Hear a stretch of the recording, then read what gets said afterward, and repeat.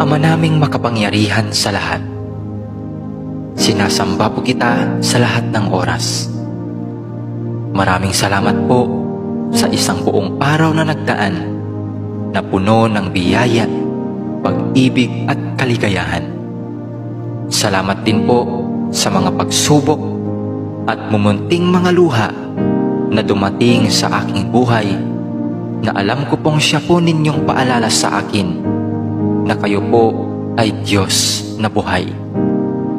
Maraming salamat po sa pagbabantay sa akin at sa aking pamilya at mga kaibigan sa loob ng maghapong ito, at sa paggabay sa amin sa mga pagsubok na aming nakasalamuha. Alam ko pong nariyan kayo sa aming tabi sa lahat ng oras upang kami ay bantayan at gabayan. Nagpapasalamat din po ako sa mga aral na aking natutunan sa inyo sa buong maghapong nakalipas. Ang lahat po ng ito ay aariin kong kayamanan at pipiliting isabuhay hanggang ako po'y may hininga. Panginoon ko't Diyos ko, patawarin naman po ninyo ako sa mga pagkakasalang nagawa ko, at sana'y mabigyan pa ninyo ako ng panahon upang makapagbagong buhay.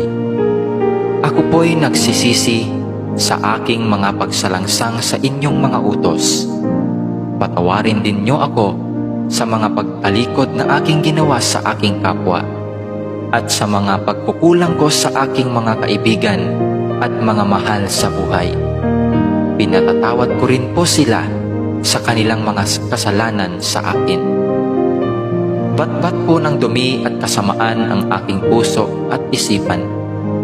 Naway linisin mo po ito ngayong magdamag at baguhin upang bukas ng umaga ay magkaroon ako ng malakas na pananampalataya at panibagong buhay.